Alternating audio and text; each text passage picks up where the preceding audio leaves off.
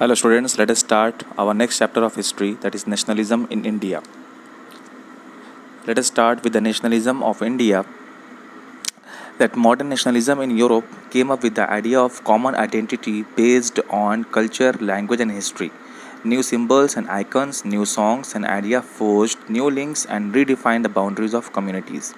So in this chapter we will know about that how the nationalism, feeling of nationalism came in India, and how the people of India they tackled with the problem of this colonialism. Like in the previous chapter, we read that how the nationalism came in Europe and how from there it spread to all over the globe and it came to India also. So in India, how it came with the common identity based on culture, language, history.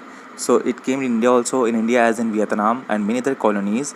The growth of modern nationalism is connected to anti-colonial movement. Anti-colonial movement means जो colonialism था, जो powerful country, जो Britishers थे जो हम पर rule कर रहे थे, इनके अगेंस्ट जो मूवमेंट चला वो था anti colonial movement.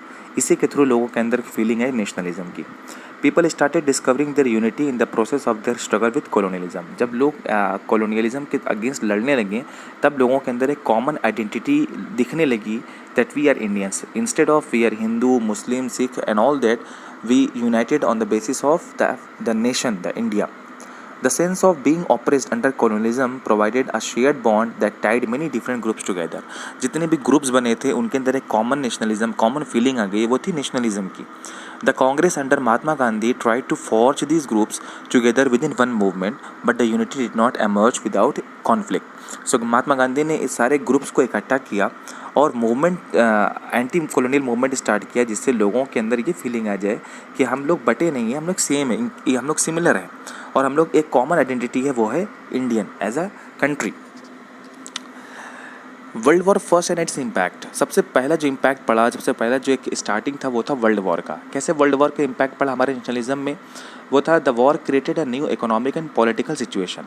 It led to a huge increase in defence expenditure which was financed by the war loans and increasing taxes. Custom duties were raised and income tax introduced. War जो हो रही थी, जो India के through war हो रही थी, उसमें क्या हुआ कि जो ब्रिटिशर्स थे वो यहाँ पर रूल कर रहे थे और यहाँ से पैसा वो लेकर वो वर्ल्ड वॉर, अपने जो वॉर चल रही थी यूरोप में, उसमें पार्ट ले रहे थे. तो यहाँ से पैसा वहाँ जाता था, यहाँ का सामान वहाँ जाता था यूरोप. सो उससे क्या हुआ कि यहाँ पर कस्टम ड्यूटीज़ को बढ़ा दिया गया, लोगों के टैक्स को बढ़ा दिया गया, जिससे लोग परेशान हो गए थे. उनकी सिचुएशन जो थी, इकोनॉमिक सिचुएशन, वो बिल्कुल ख़राब हो गई. Through the war years, prices increased, doubling between 1913 and 1918, leading to extreme hardship for the common people. जो कॉमन लोग थे उनके लिए सबसे बुरी कंडीशन हो चुकी थी, उनके लिए खाने पीने की चीज़ें ख़त्म हो रही थी और यहाँ से सामान कॉन्टिन्यूसली बाहर जा रहा था दूसरी कंट्री में. The force recruitment in rural areas cause wide spread anger. Army में एक रिक्रूटमेंट करने के लिए, वॉर में एक यूज़ करने के लिए गांव से लोगों को लिया जा रहा था. हर घर से एक रिक्रूटमेंट हो रहा था और वो भी फोर्सफुली हो रहा था. लोगों के अंदर एक गुस्सा आया, वाइड स्प्रेड बहुत तेज़ी से हुआ. Then in 1918 and 1919 and 1920 to 21, crops failed in many parts of India, resulting in acute shortages of food. Food की कमी धीरे धीरे हो रही थी, क्रॉप्स फेल हो गई, प्रॉब्लम पे प्रॉब्लम इंडियंस फेस कर रहे थे. This was accompanied by the influenza epidemic. According to the census of 1921, 12 to 13 million people perished as a result of famines and the epidemic. अभी देखिए कि जिस तरह से लोग धीरे धीरे वायरस के थ्रू मर रहे हैं और ये एक तरह का क्या है, ये एक नेचुरल कैलामिटी है. लोग दिन पे दिन मर रहे हैं. आप देखिए स्टेटस डेली का. वही कंडीशन आज से 100 साल पहले की थी जब लोग एपिडेमिक से मरने लगे थे, भूखमरी से मर रहे थे. People hope that the end war of the condition would improve, but that did not happen and people started joining freedom struggle on a large scale. जब लोगों कंडीशन सही नहीं हुई तो क्या हो गया, लोग धीरे धीरे फ्रीडम स्ट्रगल को ज्वाइन करने लगे. गांधी जी ने एक नया तरीका अपनाया, वो था सत्याग्रह का. Gandhi came back from south Africa in January 1915. There he successfully executed his novel method of the satyagraha, fighting against the racial discrimination. Gandhi ji South Africa में उस टाइम जब साउथ अफ्रीका में थे तो वहाँ पर ब्लैक और वाइट का बड़ा डिस्क्रिमिनेशन जा रहा है, जिसको बोलते हैं रेशियल डिस्क्रिमिनेशन. वहाँ पर उन्होंने स्टार्ट किया था सत्याग्रह और वो काफ़ी सक्सेसफुली था। तो गांधी ने सोचा कि लाओ यहाँ पर इंडिया में ट्राई करते हैं वो चीज़। The idea of satyagraha emphasized the power of truth and need to search the truth, and he believed that if the fight is against the injustice, there is no need of physical force to fight against the oppressor। Gandhi ji को लगता था अगर हम सही हैं, हम सच हैं, तो हमें कोई भी फिजिकल तरीके की कोई भी फोर्स नहीं लगाना पड़ेगा, हम सत्याग्रह करेंगे, सच के लिए लड़ेंगे और सच ढूंढेंगे और फिर उस पर यकीन करेंगे कि मुझे जस्टिस मिलेगा। Gandhi ji believed that the battle could be won with the help of non-violence. Without being aggressive, it is possible if we would appeal the conscience of the oppressor. Oppressor should be persuaded to see the truth instead of forcing to accept the truth. By this way, truth would win ultimately. He was a firm believer that dharma and non-violence would unite all Indians. So उनका एक यकीन था कि सत्याग्रह के through हम जीत सकते हैं अगर हम सच्चे हैं तो। हिज अर्ली सत्याग्रह, जिन्होंने 3 सत्याग्रह मूवमेंट चलाए थे, वो कहाँ थे? Champaran in 1916, indigo farmers and against plantation owners, in 1917 at Kheda for peasants against the revenue, and in 1918 at Ahmedabad for cotton mill workers. इन्होंने 3 जगह स्टार्ट किया और तीनों जगह ही सक्सेसफुल थे। देन आया रोलैट एक्ट। रोलैट एक्ट क्या था? This act was hurriedly passed by the imperial parliament to suppress Indian freedom struggle after world war first. So धीरे धीरे क्या था, ब्रिटिशर्स को लग रहा था कि यार अगर इनको लोग ज़्यादा सपोर्ट करेंगे गांधी जी को तो उनको इंडिया छोड़ना पड़ेगा। तो जो ब्रिटिशर्स थे उन्होंने एक नया एक्ट स्टार्ट किया, वो था रोलैट एक्ट। वो एक्ट क्या था? It gave enormous power to British administration to repress political movement by allowing detention of political prisoners for 2 years without trial.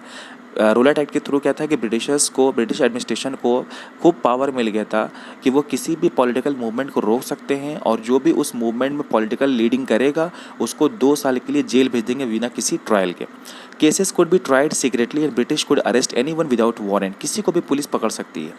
Gandhi ji called this act as a black act and urged everyone to observe hartal on against it on 6 April. 6 अप्रैल को इन्होंने इसको black act मान के हड़ताल करने के लिए सबको स्टार्ट किया। On 10 April 1919 rally was conducted in Amritsar and police open the fire on it. 10 अप्रैल को हुआ, पुलिस ने फायर कर दिया। On 13 April 1919, people gathered in Jallianwala Bagh to protest repressive government policies and some gathered to celebrate। Baisakhi थी, उसको कुछ लोग celebrate करने के लिए वहाँ इकट्ठा थे जालियांवाला बाग में, और कुछ लोग इसके अगेंस्ट, इसके प्रोटेस्ट में वहाँ पर इकट्ठा थे। Many people were unaware about the martial law.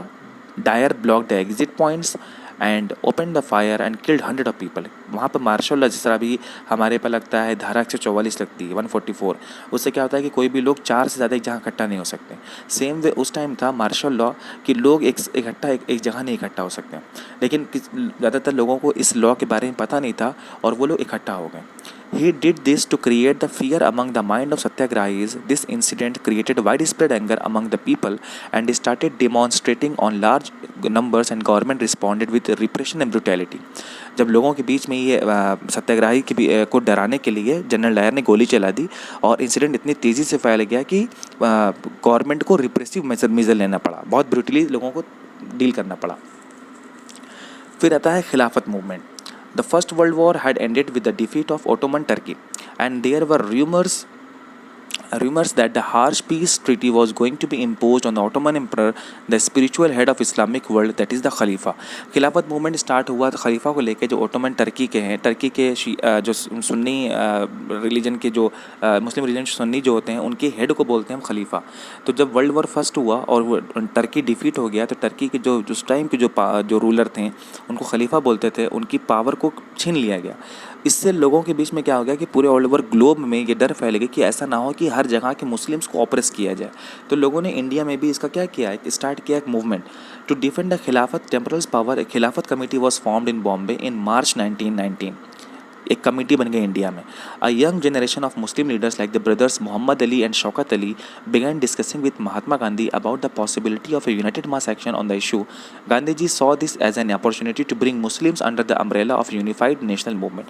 Gandhi ji को एक मौका मिल गया मुस्लिम्स को भी अपने मूवमेंट में लेने का, और वो था खिलाफत मूवमेंट के through. At the Calcutta session of Congress in September 1920, he convinced other leaders of the need to start a non-cooperation movement in support of Khilafat as well as for Swaraj। Swaraj मतलब आज़ादी। तो गांधी जी ने मिला दिया non cooperation movement, खिलाफत movement को मिला दिया और मांग उठाई किस चीज़ की, स्वराज की, ताकि इनको आज़ादी मिल सके। then we'll know about the non-cooperation movement, why it started. So till then, just try to understand the topics which are being discussed in this video.